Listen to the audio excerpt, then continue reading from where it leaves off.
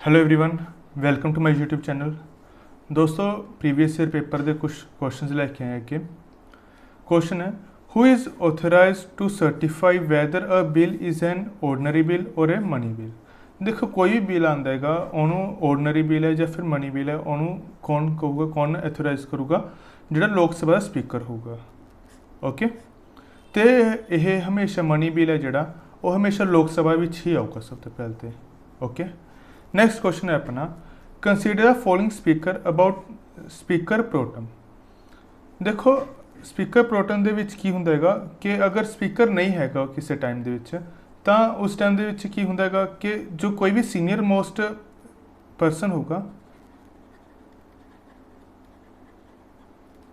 ठीक है, उन्होंने की पेश किया जाऊगा एज ए स्पीकर, ठीक है, प्रोटम टाइम के लिए। तो वो कोल स्पीकर दी सारियां पावर्स होंगियां। देखो, the president can appoint anyone as a speaker pro tem of Lok Sabha. नहीं, एनी वन नहीं कर सकता, सीनियर मोस्ट होगा हमेशा। Speaker pro tem has all powers of speaker. हाँ, बिल्कुल सही है, इसको स्पीकर की सारी पावर्स होंगियां। Office of speaker pro tem is temporary in nature. यही की होगा, टैंपरेरी होगा, मतलब कि ये सिर्फ वो तक होगा जो कोई नवा स्पीकर नहीं भी नवा स्पीकर सिलेक्ट नहीं किया जा सकता। तो ये भी बिल्कुल सही। तो अपनी 2 एंड 3rd ऑप्शन बी है जी बिल्कुल सही बनूगी। ओके, नेक्स्ट क्वेश्चन अपना, the deputy chairman of Rajya Sabha can be remove by resolution. जो डिप्टी चेयरमैन होगा राज्यसभा का वह किस तरीके रिमूव किया जाऊगा। तो यह कि राज्यसभा का डिप्टी चेयरमैन तो राज्यसभा दी वोट्स होंगियां, तो बोथ वाला तो सारा काम ही खत्म हो गया। ओके, तो ये जो रिमूवल होंगे वो मेजोरिटी होनी जरूरी होंगी है। ओके, पास ये की होगा, पास by majority of all members of Rajya Sabha. Rajya Sabha के जोड़े सारे मैंबर ने उन्होंने मेजोरिटी बहुत जरूरी होती है। नैक्सट क्वेश्चन है, Mavalankar rule in parliament is related to. जो मावलांकर रूल है वो किस रिलेटेड है? यह रिलेटेड है कॉन्स्टिट्यूशन असैंबली नाल। कॉन्स्टिट्यूएंट असैंबली एक तो लिए क्वेश्चन है, कॉन्स्टिट्यूएंट असैंबली कदों फॉर्म हुई सी। ओके, ये तुसी कमेंट सैक्शन में लिखोगे। तो इस टाइम के 14-15 अगस्त को जो जी पावर सीगियां ब्रिटिश तो हट के इंडिया में मिल रही सीगियां, उस टाइम ये मावलांकर रूल सीगा। तो यदा इन्हों चो किसी नाल कोई संबंध नहीं है, ठीक है। तो इस करके ऑप्शन डी है जी अपनी करेक्ट होगी। नैक्सट क्वेश्चन है, विच of the following is not one of the session of parliament. इन्होंने केड़ा जो पार्लीमेंट का सैशन नहीं है। इन्होंने जो इकनॉमी सैशन है यह केड़ा, यह पार्लीमेंट का सैशन नहीं है। अपन लगता होंगे कि इकनॉमी ही बजट सैशन कहते हैं, बट यह अलग है। बजट सैशन अपना फैब के शुरू हो जाता है। तो जोड़ा इन्होंने सही ऑप्शन कि बनू, इकनॉमी सैशन। नैक्सट क्वेश्चन है, अ session of Rajya Sabha can be टर्मीनेटेड by which one of the following. जोड़ा राज्यसभा का सैशन है उन्होंने टर्मीनेट मतलब खत्म किया जा सकता है कि तरीके प्रोगेशन एडजॉर्नमेंट या फिर एडजॉर्नमेंट साइन डाई। ओके, यह इनडेफिनिट टाइम लिए किया जा सकता है। ओके,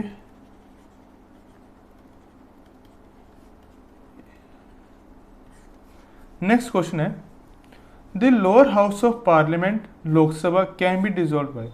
जोड़ा अपना लोअर हाउस है लोक सभा का, लोक सभा जी वो किस तरीके डिजोल्व हो सकती। पहली गल तो डिजोल्व होगी प्रेजिडेंट के नाल, प्रेजिडेंट ही डिजोल्व करो। तो कौन डिजोल्व करने की कौन कहूगा, PM कहूगा अपना। ओके, PM का कहना बहुत जरूरी होंगे।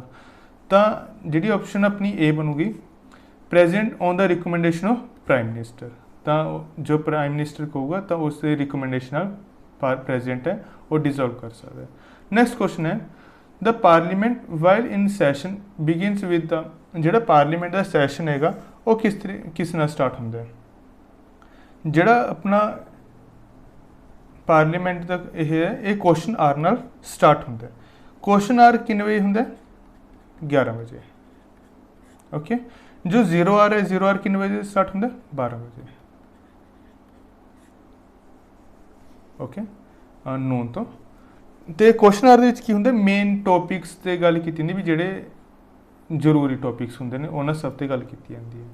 नैक्सट क्वेश्चन है, हर recommendation of finance commission implemented ਜਿਹੜੇ फाइनेंस कमीशन ਦੇ ਇਹ ਨੇਗੇ ਰਿਕਮੈਂਡੇਸ਼ਨ ਨੇ ਉਹ ਇੰਪਲੀਮੈਂਟਡ ਹੁੰਦੇ ਨੇ ਠੀਕ ਹੈ ਇਹ ਕਿਸ ਦੇ ਨਾਲ ਇੰਪਲੀਮੈਂਟ ਹੁੰਦੇ ਨੇ on the order of president ਜਿਹੜਾ फाइनेंस कमीशन ਹੈ ਇਹ ਕੀ ਹੈ ਪ੍ਰੈਜ਼ੀਡੈਂਟ ਨੂੰ ਰਿਕਮੈਂਡੇਸ਼ਨ ਕਰਦਾ ਤੇ ਉਸ ਹਿਸਾਬ ਨਾਲ ਕੋਈ ਵੀ ਚੀਜ਼ ਹੈ ਉਹ ਅੱਗੇ ਲਾਗੂ ਹੁੰਦੀ ਹੈ नेक्स्ट क्वेश्चन है अपना which one of the following are the functions of national commission for schedule caste जो नेशनल कमीशन है फॉर शेड्यूल कास्ट यह काम की हुंदा है ਇਹਦਾ ਕੰਮ है कोई भी SC या ST ने ਉਹਨਾਂ ਦੇ जो राइट्स ने ਜਾਂ ਫਿਰ ਉਹਨਾਂ ਤੇ ਕੋਈ ਵਾਇਲੇਸ਼ਨ ਹੋ ਰਹੀ ਹੈ ਉਹਨਾਂ ਰਾਈਟਸ ਦੀ ਵਾਇਲੇਸ਼ਨ ਹੋ ਰਹੀ ਹੈ ਜਾਂ ਫਿਰ ਉਹਨਾਂ ਨੂੰ ਕੋਈ ਖਤਰਾ ਹੈ ਤਾਂ ਉਹਨਾਂ ਦੀ ਰਿਪੋਰਟ ਕਰਦੇ ਹੈ ਤਾਂ ਇਹ ਕੀ ਚੀਜ਼ ਕਰਦੇ inquiry into specific complaints with respect to deprivation of right and safeguard of ऐसी बिल्कुल सही है ओके तो ऑप्शन 1 अपनी सही है the governing the autonomous tribal council in the 5th schedule districts नहीं ये बिल्कुल गलत है monitoring and directing high court to grant relief in case of pertaining of एसिस नहीं ये बिल्कुल गलत है यही की है प्रेजिडेंट नाल लिंक करते हैं तो यदि ऑप्शन फस्ट है जी वो बिल्कुल सही है तो ये होगी ऑप्शन अपनी बी ऑप्शन बिल्कुल सही बनू नैक्सट क्वेश्चन है अपना which of the following statement with reference to special officer for linguistic minority is incorrect इन्होंने इनकरैक्ट दसना है देखो जो प्रेजिडेंट है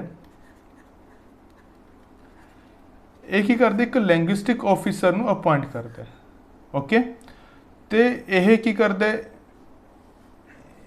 यह कोई भी गल होंगी कोई भी नॉलेज होंगी ये डायरैक्ट आके प्रेजिडेंट नू आके दस देगा जोड़ा अपना लैंग्विस्टिक ऑफिसर होंगे okay the officer is appointed by president of India बिल्कुल सही है it is a constitutional post यह कॉन्स्टिट्यूशनल पोस्ट अभी कॉन्स्टिट्यूशन दस कहते हाँ बिल्कुल सही है भी it reports are place before parliament by the president यह की ये रिपोर्ट की है प्रेजिडेंट द्वारा पेश की जाती है it is an autonomous body and does not operate under any ministry of central government नहीं ये गलत हैगी जी यह की है एक ऑटोनोमस बॉडी नहीं हैगी ठीक है तो ओके तो यदि ऑप्शन डी अपनी बिल्कुल सही बनेगी नेक्स्ट क्वेश्चन है अपना apart from constitutional provision which of the following has bearing of functioning of CAG in India इन्हां विचों किहड़ा हैगा जिहड़ा की है कैग की फंक्शनिंग नूं देखदा हैगा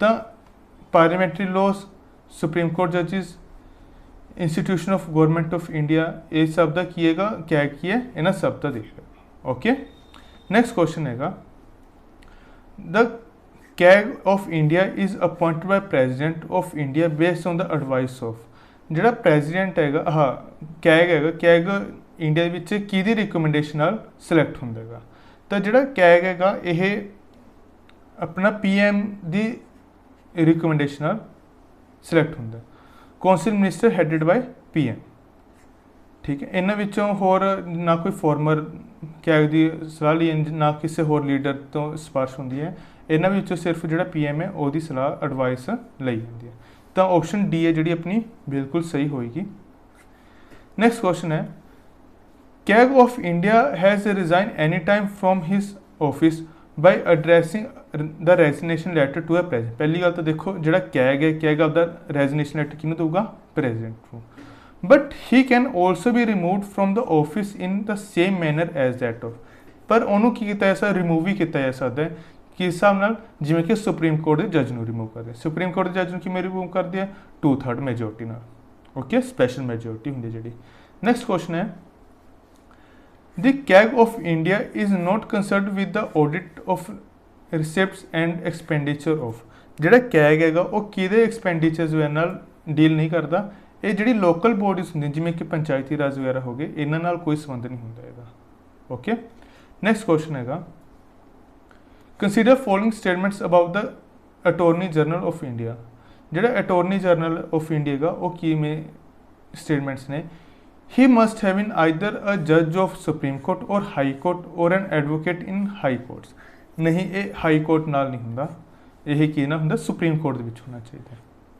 okay, judge of Supreme Court. He is granted security of tenure, try the Constitution of India considering the important duties that he perform. मतलब कि ਉਹ ਗਰੰਟੀ ਲੈਂਦਾ ਹੈਗਾ ਸਿਕਿਉਰਿਟੀ ਟੈਨ ਆਪਦੇ ਕਿ ਉਸ ਟਾਈਮ ਦੇ ਵਿੱਚ ਸਾਰੀ ਡਿਊਟੀਜ਼ ਕੀ ਹੈ ਫੁੱਲਫਿਲ ਹੋਣਗੀਆਂ। ਨਹੀਂ ਇਹ ਕੋਈ ਜ਼ਰੂਰੀ ਨਹੀਂ ਹੁੰਦਾ, ਕੋਈ ਵੀ ਹੋ ਸਕਦੀ ਹੈ। ਤਾਂ ਆਪਸ਼ਨ ਏ ਆਪਣੀ ਗਲਤ ਹੈਗੀ ਅਤੇ ਆਪਸ਼ਨ ਡੀ ਵੀ ਆਪਣੀ ਬੀ ਵੀ ਗਲਤ ਹੈਗੀ, ਤਾਂ ਆਪਸ਼ਨ ਡੀ ਆ ਗਈ ਹੈ ਜੀ। ਓਕੇ, ਨੈਕਸਟ ਕੁਐਸਚਨ ਹੈ ਆਪਣਾ, who among the following can attend the meeting of Rajya Sabha while being not a member of house. ਇਹਨਾਂ ਵਿੱਚੋਂ ਕੌਣ ਹੈ ਜਿਹੜਾ ਰਾਜ ਸਭਾ ਦੀ ਮੀਟਿੰਗਸ ਨੂੰ ਅਟੈਂਡ ਕਰ ਸਕਦਾ ਭਾਵੇਂ ਉਹ ਉੱਥੋਂ ਦਾ ਮੈਂਬਰ ਨਹੀਂ ਹੈਗਾ। ਤਾਂ ਸਿਰਫ ਇੱਕ ਹੀ ਹੁੰਦਾ ਅਟੋਰਨੀ ਜਨਰਲ, ਹੋਰ ਕੋਈ ਨਹੀਂ ਹੁੰਦਾ। ਓਕੇ, ਇਹਨਾਂ ਵਿੱਚੋਂ ਈਵਨਲੀ ਕੈਗ ਕੋਲ ਵੀ ਨਹੀਂ ਇਹ ਪਾਵਰ ਹੁੰਦੀ। ਨੈਕਸਟ ਕੁਐਸਚਨ ਹੈਗਾ, which one of the following vitamin is synthesise in our own skin. ਜਿਹੜਾ ਕਿਹੜਾ ਵਿਟਾਮਿਨ ਹੈ ਜਿਹੜਾ ਆਪਣੀ ਸਕਿਨ ਦੇ ਨਾਲ ਸਿੰਥੇਸਾਈਜ਼ਡ ਹੁੰਦਾ ਹੈਗਾ, ਉਹ ਹੈ ਵਿਟਾਮਿਨ ਡੀ। ਨੈਕਸਟ ਕੁਐਸਚਨ ਹੈਗਾ, ਪੀਪਲ ਸਫਰਿੰਗ ਫਰੋਮ ਐਨੋਰੈਕਸੀਆ ਨਰਵੋਸਾ, ਇਹ ਕੀ ਚੀਜ਼, ਇਹ ਇੱਕ ਫੋਬੀਆ ਟਾਈਪ ਹੁੰਦਾ ਜਿਹਦੇ ਵਿੱਚ ਕੀ ਹੈ ਲੋਕਾਂ ਨੂੰ ਲੱਗਦਾ ਕਿ ਅਗਰ ਉਹ ਥੋੜ੍ਹਾ ਵੀ ਖਾ ਲੈਣ ਤਾਂ ਉਹ ਕੀ ਹੋ ਜਾਂਦੇ ਬਹੁਤ ਜ਼ਿਆਦਾ ਵੇਟ ਗੇਨ ਕਰ ਲੈਣਗੇ। ਇਹਦੇ ਨਾਲ ਹੀ ਰਿਲੇਟਡ ਇੱਕ ਹੋਰ ਹੁੰਦਾ ਵੀ ਜਿਸ ਕੀ ਇਹਦਾ ਲੋਕ ਕੀ ਹੈ ਬਹੁਤ ਜ਼ਿਆਦਾ ਖਾਣ ਲੱਗੇ, ਇਸ ਕੀ ਬਹੁਤ ਘੱਟ ਖਾਂਦੇ ਨੇ, ਦੂਸਰੇ 'ਚ ਕੀ ਹੁੰਦਾ ਬਹੁਤ ਜ਼ਿਆਦਾ ਖਾਣ ਲੱਗੇ। ਤਾਂ ਫਿਲਹਾਲ ਐਨੋਰੈਕਸੀਆ ਨਰਵੋਸਾ ਕੀ ਹੁੰਦਾ ਜਿਸ 'ਚ ਲੋਕ ਕੀ ਹੈ ਬਹੁਤ ਘੱਟ ਖਾਂਦੇ ਨੇ ਤਾਂ ਕਿ ਕੀ ਹੈ ਫੂਡ ਉਹਨਾਂ ਨੂੰ ਵੇਟ ਗੇਨ ਹੋ। ਇਹ ਮੇਨਲੀ ਗਰਲਸ ਦੇ ਵਿੱਚ ਹੁੰਦਾ। Okay, thank you everyone. ਅੱਜ ਦੇ ਕੁਛ ਇਹੀ ਕੁਐਸਚਨ ਸੀ, ਮਿਲਦੇ ਹਾਂ ਨੈਕਸਟ ਵੀਡੀਓ ਦੇ ਵਿੱਚ।